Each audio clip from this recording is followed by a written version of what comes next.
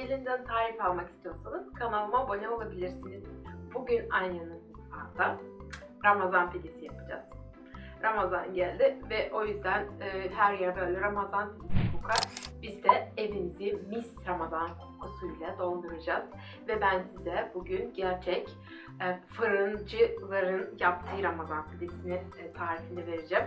Özel sırlarıyla gerçek fırıncıların Ramazan pidesi tarifi veriyorum. Yapılışına geçelim. Şimdi Ramazan pidemizin hamurunu hazırlamaya başlayalım. Bunun için karıştırma kabına 500 gram un alıyorum. 500 gram un 4,5 su bardağı, normal standart su bardağıyla 4,5 su bardağı un oluyor. Unun ortasında böyle bir havuz yapıyorum. Bu havuzun içine 2 su bardağı 400 mililitre ılık su döküyorum. Havuzun etrafına da bir paket, küçük paket instant maya ve hamurumuzu yavaş yavaş şöyle ortadan unu azar azar ortaya katarak hamuru yoğurmaya başlıyorum.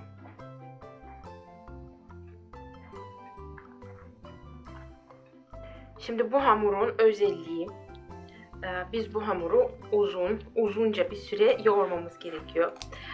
Bu esnada birazcık yorulabiliriz ama değecek, buna emin olabilirsiniz. Yumuşak ve böyle elastik bir hamur elde edeceğiz. O yüzden şimdi sadece un, su ve maya ile beraber bu hamuru 10 dakika, tam 10 dakika sürekli yoğurmamız gerekiyor. Tabi eğer mutfak robotunuz varsa çok büyük avantajınız var. Robotta yoğurabilirsiniz ama robotunuz yoksa 10 dakika kadar yoğrulacağız. Bu hamuru yoğuracağız. Bakın ilk dakikalarda hamurumuz böyle ele çok yapışacak. Ama biz bunu yoğurdukça hamur kendini bırakmaya başlayacak ve toparlanacak. O yüzden yoğurmaya devam ediyoruz. Bakın 5 dakika yoğurduktan sonra hamurum hafiften toparlandı ama yine bayağı yapışıyor. Yoğurmaya devam ediyorum. Hatta ben bu hamuru şöyle masanın üzerine almak istiyorum. Çok az bir unlayacağım. Ve masada yoğurmaya devam edeceğim. Daha kolay olur.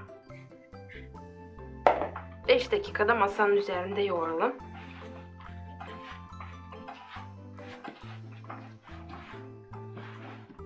Evet, 10 dakika ben bu hamuru yoğurdum. Bakın yumuşak, böyle elastik. Şimdi sıra geldi tuzumuzu eklemeye. Burada 1 tatlı kaşığı dolu tuz var. Tuzu ekledim ve hamuru yoğurmaya devam ediyorum. 5 dakika daha bu tuzu hamura yedireceğiz.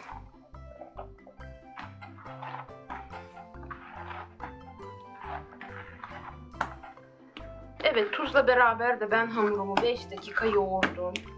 Bakın hala elime yapışıyor ama çok yumuşak ve böyle elastik, bakın bir hamur oldu.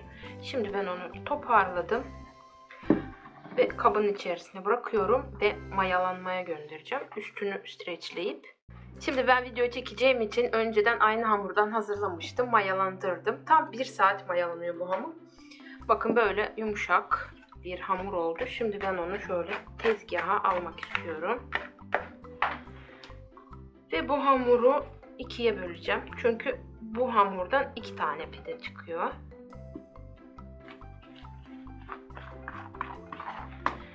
Şimdi bu 2 hamuru yuvarlak bir hale getirmem lazım.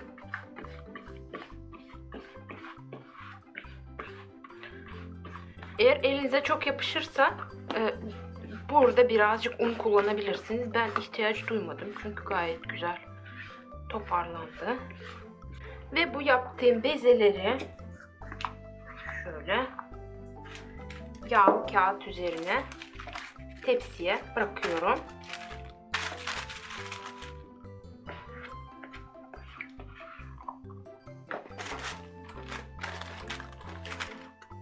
Şimdi bu bezeleri ben şöyle 2 elimle birazcık yaydıracağım. İncelteceğim.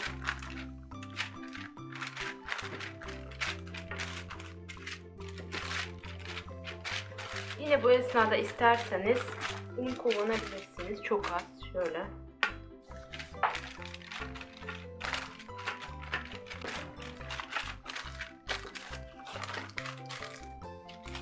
Evet, bakın ben bezelerimi açtım, incelttim. Şimdi ben onları yarım saat dinlendireceğim. Birazcık daha mayası gelmesini bekleyeceğiz. Biz de bu arada üzerine sürülecek bir karışım, fırınlarda kullanılan bir karışım hazırlayacağız. Bezelerimi kabarmaya gönderiyorum. Şimdi şöyle bir kaseye 2 yemek kaşığı un alıyorum. Ve üzerine yarım çay bardağı soğuk su ekliyorum. Karıştırıyorum. Hiç topak kalmaması gerekiyor. Ve şimdi bütün topakları dağıttıktan sonra üzerine 1 çay bardağı kaynar su döküyorum. Karıştırıyorum. Ve bu karışımı biz pidelerimize süreceğiz fırına atmadan önce. Fırıncıların kullandığı özel karışım. Fırının pideleri neden bu kadar güzel olduğunun sırrı. Evet, hazır. Bakın şimdi pidemiz yarım saat güzelce dinlendi. Biraz kabardı. Şimdi biz ona şekil verip pişirmeye göndereceğiz. Bu hazırladığımız karışımla şöyle ellerimi bu karışımda güzelce ıslattıktan sonra şöyle ilk önce üzerine sürüyorum. Her yerine.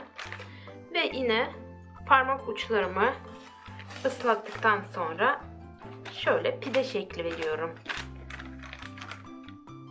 Bakın pide ne kadar güzel kabardı ki baloncuklar oluşuyor.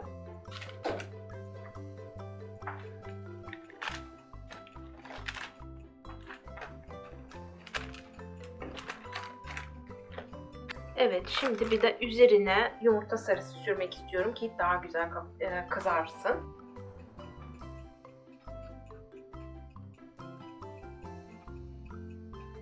Fırınımı ben önceden 220 dereceye açtım, ısıtıyorum. Alt üst ayarında fansız 15-20 dakika kadar pidemizi pişireceğiz. Fırına göndermeden önce üzerine bol susam, biraz da çörek otu ve fırına gönderiyorum. 15 dakika sonra görüşürüz.